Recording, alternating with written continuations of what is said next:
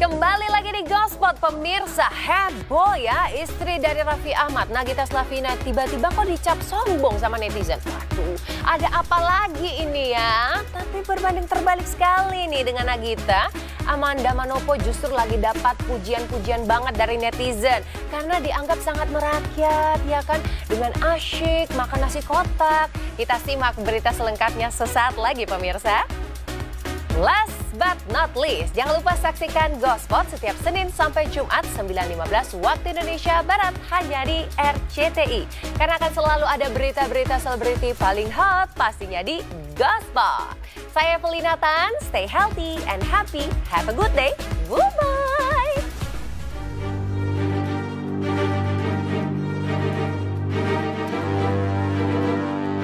Pemilihan Kepala Daerah Serentak 2024 yang baru saja dilaksanakan beberapa hari lalu sepertinya masih membekas. Apalagi ini merupakan kali pertama pemilu kada serentak hampir di seluruh Indonesia.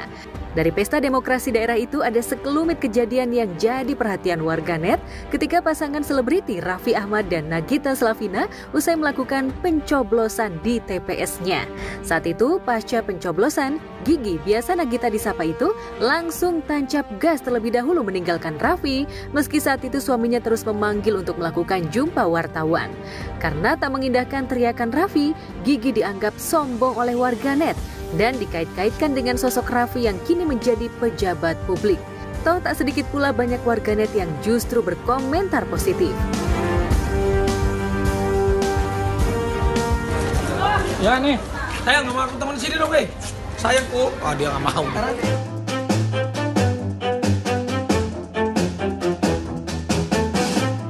Meski sempat tak menghiraukan panggilan Raffi, tapi pada akhirnya Gigi tetap mendampingi suaminya kok untuk menemui wartawan usai mencoblos. Tapi tetap saja Gigi terekam kamera menyolek Raffi agar mempercepat sesi wawancaranya.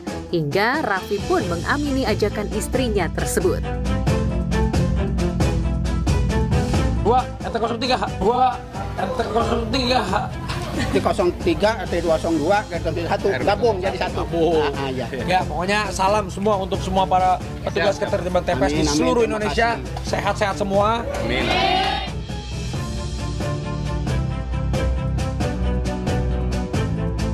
Jika Gigi dirujak warganet, lain halnya dengan Amanda Manopo yang tak malu sedikit pun ketika istirahat syuting dengan menyantap nasi kotak catering. Alih-alih sebagai public figure masyhur dan tentu saja memiliki pundi-pundi rupiah yang banyak, Manda biasa Amanda Manopo disapa, tak sungkan bahkan ia begitu lahap menyantap nasi kotak tersebut. Lapar bener nih kayaknya yang habis syuting. Akhirnya makan catering lagi emang. Enak nggak? Makan batu. Selama bertahun-tahun syuting baru kali ini makan catering, masya Allah. Tabarakallah ya Allah. Enak, ayo, kamu jangan malu-malu. Yang ini lapar tapi nunggu. Rasa udah naik berapa kilo di sini?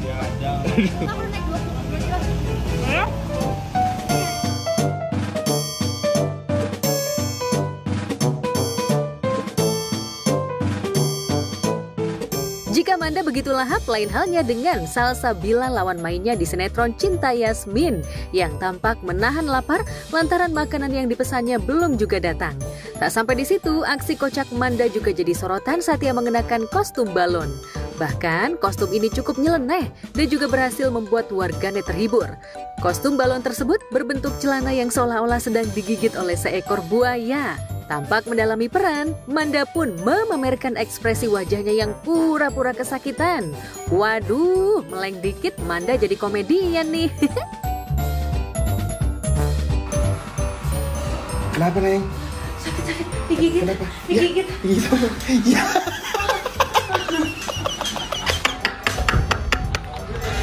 Ada aja gebrakannya.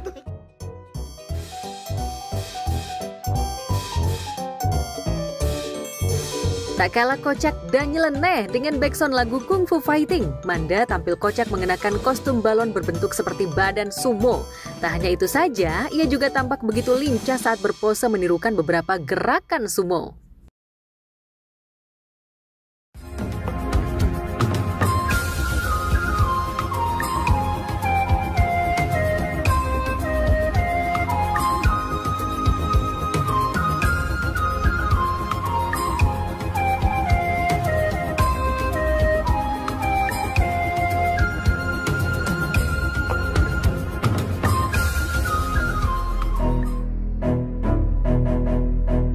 Di tengah kekocakan yang dilakukan Manda, justru sikap serius dan rasa penasaran diperlihatkan Yasmin ketika diajak Romeo untuk menemui Herlangga, notaris Baskara yang tengah dirawat di rumah sakit.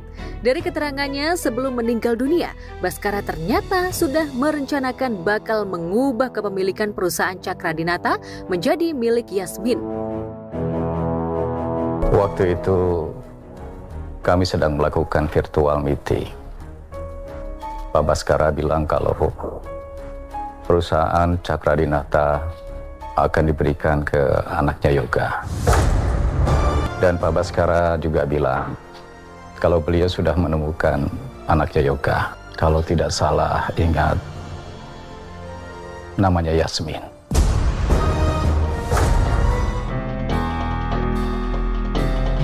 Bukan mau dikasih ke Yasmin ya, memang punya Yasmin sih, tapi gimana caranya mungkin tidak akan ada di tangan Yasmin.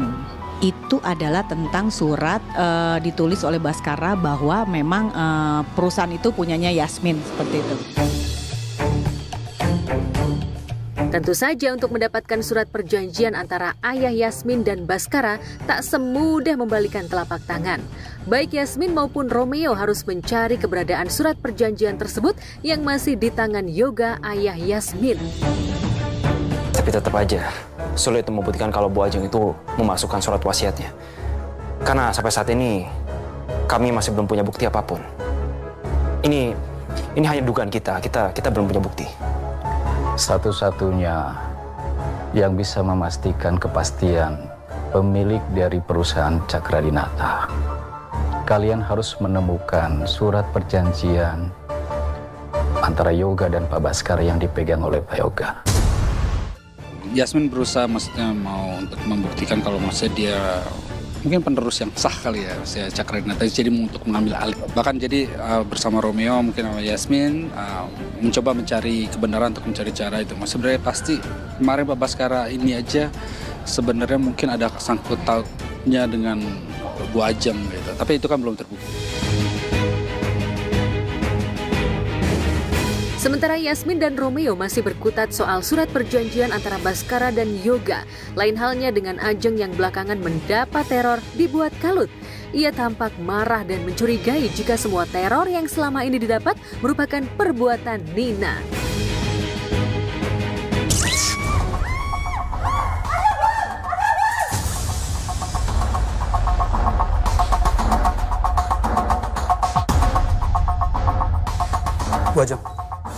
Bu Ajeng, ini bukan bom. Ini hanya mati lampu, Bu. Bu, Ibu nggak apa-apa. Ibu mau dibawa ke klinik nggak? Akan cari, aku akan temukan siapa pelaku peneroran itu. Setelah itu aku akan habisi dia. Aku yakin banget. Pasti ini kerjaan orang lain. Nggak mungkin anaknya Rati dan Yoga. Atau jangan-jangan Nina. Enggak, karena aku tahu banget perempuan yang sangat berani dengan Ajeng Cakradinata ya cuman si Nina ini gitu. Cuma Nina wanita yang sangat berani dan sangat serampangan untuk membuat Ajeng itu hancur seperti itu.